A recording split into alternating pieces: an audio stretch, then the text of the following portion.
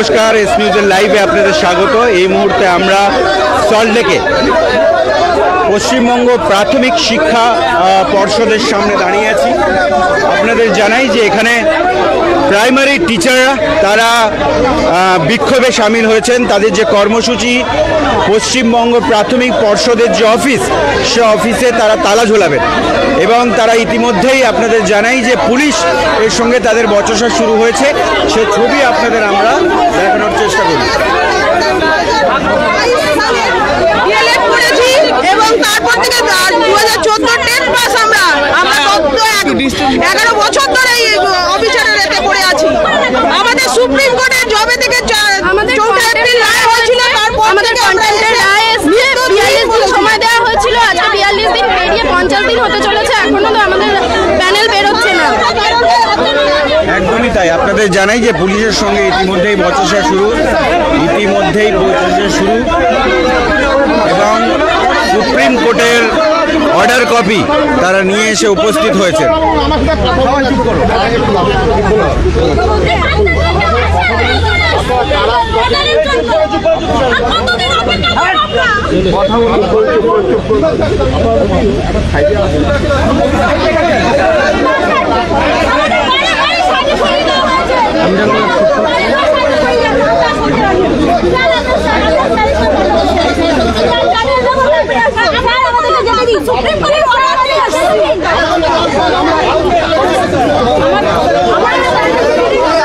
কি দাবি কি দিদি? স্যার, আমাদের সুপ্রিম কোর্টের থেকে 6 সপ্তাহ অর্ডার দেওয়া হয়ে গেছে যে আমাদের প্যানেল বের করার, তা পার হয়ে গেছে না, আমাদের এখনো প্যানেল দিচ্ছে না, প্যানেল তো পার হয়ে গেছে, এখনো কোনো খবর নেই।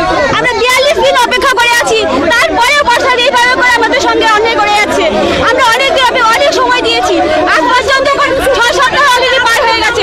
সুপ্রিম কোর্টে দুবার অর্ডার পেয়েছি আমরা, তাই এখন আবার 200 দিন পার হয়ে গেছে। 200 দিন ঠিক আছে, আমাদের আর ধৈর্য নেই, এত আসতে পারার মতো আমাদের আর ধৈর্য রাখতে পারছি না। আমরা অধৈর্য হয়ে পড়েছি। আমরা প্যানেল নিতে এসেছি, আমাদের রায় পার হয়ে গেছে।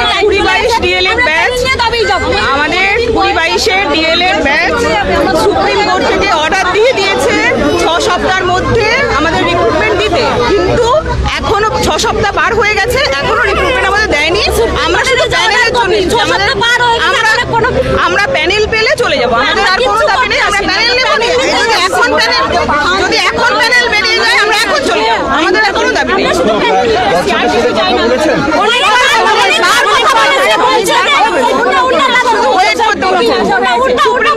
যখন পার হয়ে গেছে আর কতদিন অপেক্ষা করবো? আমাদের 6 সপ্তাহ পার হয়ে গেছে, এতগুলো লোকজন এসছে, আমরা না খেয়ে মরে যাচ্ছি।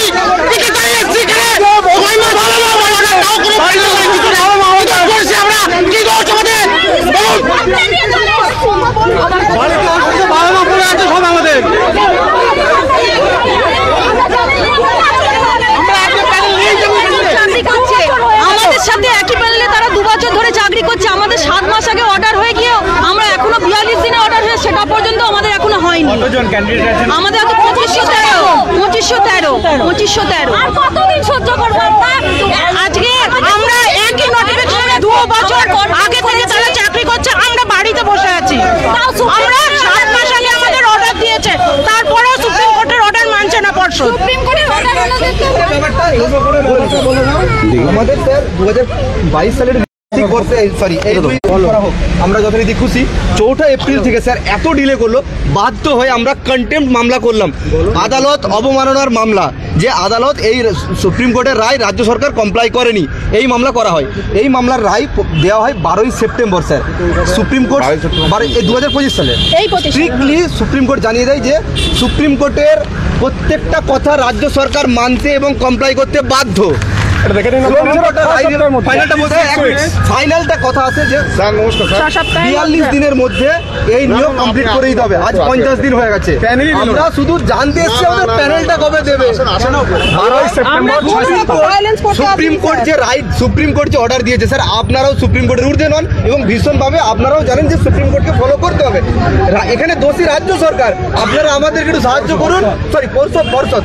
পর্ষদ এখানে দোষী, আপনারা আমাদেরকে সাহায্য করুন, যারা সুপ্রিম কোর্টের রায় মানেনি আপনারা ওনাদেরকে কভার করছেন, স্যার আমাদেরকে ছেড়ে আমরা শুধু সেপ্টেম্বরের কন্টেম্পট মানেনি। আবার কোথায় যাবো? মেন জাজমেন্ট যেটা মেন জাজমেন্ট 4 এপ্রিল মানেনি, সেই জাজমেন্টের বিরুদ্ধে আবার আমরা যাচ্ছি কন্টেম্পট করতে। কন্টেম্পটে 42 দিন ওভার। আবার কোথায় যাবো?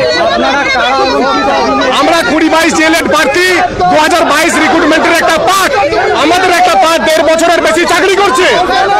আমাদের কোর্টের জাজমেন্ট আছে, দুটো জাজমেন্ট গত 6 মাসে, একটা মেন জাজমেন্ট সেটা কমপ্লাই করেনি, আবার আমরা কন্টেম্পট করি, কন্টেম্পট জাজমেন্টও কমপ্লাই করেনি। একটা লিটিগেশন এরা নিজেরা ফসিয়েছিল, আমাদেরকে এক্সাম নিয়ে নোটিফিকেশন পাবলিশ করে সেটা সিঙ্গেল বেঞ্চ আমাদের এলাও করে, ডিভিশনে সেটা হওয়ার পর সুপ্রিম কোর্ট আবার আমাদেরকে এলাও করে।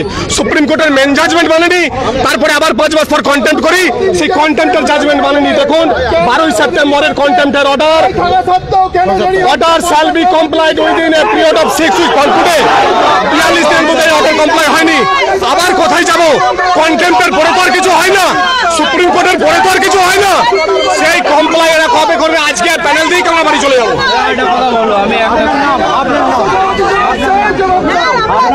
আমার নাম মুন্না আজিজ, আমি 20-22 ডিএলএড প্রার্থী, 2022 রিক্রুটমেন্টের চাকরি প্রার্থী। আমি একটা কথা বলবো, যেটা আমার আজহারউদ্দিন গাজী, এর আগেও আমরা পর্ষদে এসেছি, যেদিন পর্ষদে এসেছি আমাদের বলা হয়েছে যে তোমাদের টাইম লাইন আছে 42 দিনের পরে যদি না দেওয়া হয় তোমরা আসবে। এই আজ না কাল না দোয়া হবে কোথাতে আমাদের অর্ধেক সেই বিষয়ে মানসিক রোগী হয়ে গেছে। এমনকি আমি যেখানে বাস করি মানে স্বরূপনগরে, সেখানে একজন সুইসাইড অ্যাটেম্প পর্যন্ত করেছে। সরকার কি চাচ্ছে, প্রশাসন কি চাচ্ছে? এই ছেলেপেলেগুলো মারা যাবে, তারপর মৃতদের প্যানেল দেবে। মৃতদের কি প্যানেল দেবে? 42 দিনে যদি না দিই 43 দিনে আসবেন পর্ষদে, এখন পর্যন্ত কেন প্যানেল দেয়নি? একজন মারা গেছে, একজন সুইসাইড অ্যাটেম্প করছে, আজ না কাল না 42 দিন চলে গেলে তারপর আসবে, হয়ে গেল 48 দিন। ফলে আপনাদের জানাই যে 2020-22-এর যারা ডিলেট প্রার্থী তারা আজকে তাদের সুপ্রিম কোর্টের যে অর্ডার কপি সেটা হাতে নিয়ে তারা পর্ষদের সামনে বিক্ষোভ দেখাচ্ছেন এবং তাদের পরিষ্কার বক্তব্য 2513 জন তারা চাকরি এখনো পাননি। তাদের একটা কাউন্টার পার্ট তারা কিন্তু ইতিমধ্যেই চাকরি করছে। ফলে তারা এই মুহূর্তে আপনাদের সামনে জানাই যে পর্ষদের সামনে তারা বিক্ষোভ দেখাচ্ছেন, সে ছবি আমরা কিন্তু দেখছি। এবং আপনাদের জানাই যে পুলিশ সংখ্যা কিন্তু পর্ষদের সামনে, অর্থাৎ পশ্চিমবঙ্গ প্রাথমিক শিক্ষা পর্ষদ, তার সামনে কিন্তু পুলিশের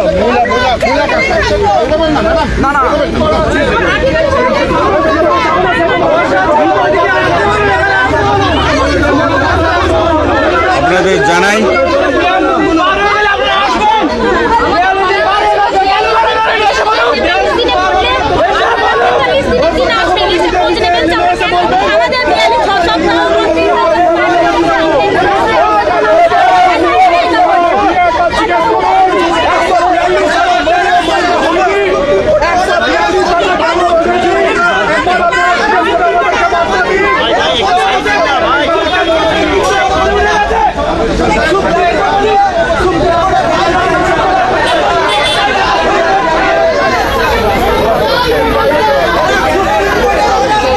বলে আমরা এই মুহূর্তে আছি প্রাথমিক শিক্ষা পর্ষদ তার সামনে। এবং আপনারা দেখছেন যে তাদের দাবি যে তারা ইতিমধ্যেই চাকরি পেয়ে গেছেন 2513 জন এবং 2020-22-এ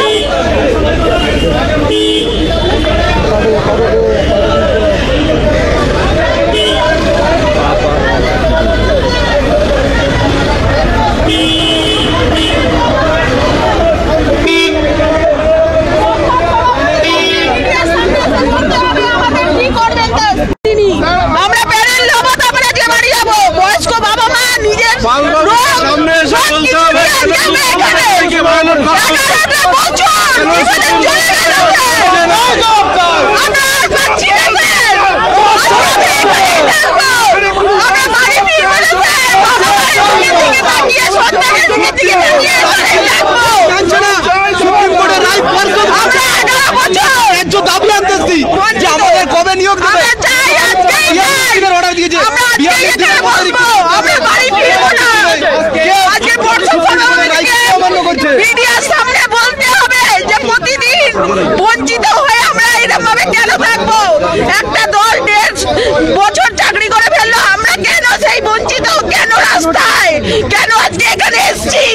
এটা বলতে হবে, দেখা করেছি পর্ষদকে বলতেই হবে। কেন আমরা এরকম ভাবে অনাহারে যাচ্ছি? কেন বয়স্ক পিতা মাতাকে প্রতিদিন একটা ওষুধ তুলে দিতে গেলে ভাবছি কেন তারা একটা এসি রুমে বসে আমাদের এই মতো অনাহার মানুষগুলোর দিকে তাকিয়ে দেখছে না? 11 বছর আগে ডেট দিয়েছিলাম, তার আজ পর্যন্ত আমরা নিয়োগ পেলাম না। সুপ্রিম কোর্টকে পর্যন্ত রায়কে তারা ভায়োলেট করে দিল। পর্ষদের ওপর এই আমাদের অবিচারকে আমরা আর মানতে পারছি না স্যার। আমাদের অনেকগুলো পরিবার, 2513 জনের যে পরিবার, তার মধ্যে একজন মারা গেছেন, তাদের কি হবে? আজকে আমাদের জবাব চাই স্যার, আমরা যাবো না। আপনারা জেনে নিন আমরা যে সুপ্রিম কোর্ট অর্ডার দিয়েছে, সুপ্রিম কোর্টের অর্ডারকে ওরা মানছে না। 42 দিনের মধ্যে রিক্রুট কমপ্লিট করতে বলছিল, তাও পর্ষদ মানছে না। সুপ্রিম কোর্টের অবমাননা করবে আমরা ভাবতেই পারিনি। আজকে আমরা অবমাননা করবে আমরা ভাবতেই পারিনি। রায়ের 50 দিন পার হয়ে গেছে, আমরা 2 বার সুপ্রিম কোর্ট থেকে অর্ডার নিয়ে এসেছি। তারা কেন মারবেন না? তাদের আইন মানার দায়টা কি শুধু আমাদের? তারা এসে করে বসে আইন মানবেন না? বলছেন আমাদের আইনটা মানতে হবে, কিন্তু এখানে 42 দিন পেরিয়ে গেলে আমাদের বলেছে 6 সপ্তাহ কি পেরিয়েছে? 6 সপ্তাহ কি পেরিয়েছে? 6 সপ্তাহ পরে আপনারা আসুন। আমরা আজ 50 দিন হয়েছে, আমরা 50 দিন পরে এখানে আমরা এসছি। আজকে যদি প্রশাসন আমাদেরকে এখানে আটকে দেয়, আমরা পর্ষদ সভাপতির কাছে একটা জবাব চাইতে এসছি। আপনি 6 সপ্তাহের কথা বলেছিলেন, সেই 6 সপ্তাহ অতিক্রান্ত করে আমরা আজকে এসছি। 50 দিন অতিক্রান্ত আমরা সেই দিন আমরা এসছি। তাহলে আমাদেরকে কেন পুলিশ দিয়ে আটকানো হচ্ছে? প্রশাসনকে কেন আমাদেরকে আটকে দেওয়া হচ্ছে? আমরা তো একটা জবাব চাইতে এসছি যে আমাদের কেন এই প্যানেলটা দেওয়া হলো না।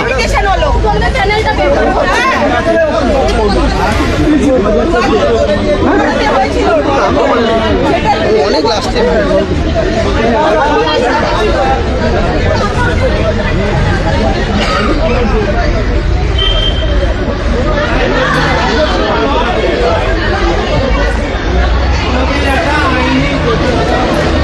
বলে আপনাদের জানাই যে সল্টলেকে যে পশ্চিমবঙ্গ প্রাথমিক পর্ষদের যে অফিস আছে, তার সামনে যারা ক্যান্ডিডেট অর্থাৎ যারা বিক্ষোভ দেখাচ্ছেন, তাদের বক্তব্য হচ্ছে যে সুপ্রিম কোর্টের অর্ডার তাদের নিয়োগের থাকলেও এবং তাই সেখানে নির্দিষ্ট সময়সীমা 42 দিন বেঁধে দেওয়া হয়েছিল অর্ডারের পরে, সেইটা পর্ষদ মানেনি। সেইটাকে যত দ্রুত সম্ভব কার্যকর করতে হবে। তারা 2513 জন আছেন, সেই প্যানেলটাকে কার্যকর করতে হবে এবং যত দ্রুত সম্ভব তাদের নিয়োগ দিতে হবে। তারা ইতিমধ্যেই সে বিক্ষোভ দেখাতে শুরু করেছেন। পুলিশ এখানে এসে উপস্থিত হয়েছে। পুলিশ তাদের কিন্তু পর্ষদের যে অফিস তার ভেতরে ঢুকতে দিচ্ছে না। সব কিছু মিলিয়ে এই মুহূর্তে পর্ষদের সামনে সরগরম পরিস্থিতি। যারা এখানে বিক্ষোভকারীরা রয়েছেন তারা সুপ্রিম কোর্টের সেই অর্ডার নিয়ে কিন্তু বিক্ষোভ দেখাচ্ছেন। দেখতে থাকুন এস নিউজ, সল্টলেক থেকে মুজিবের রিপোর্ট।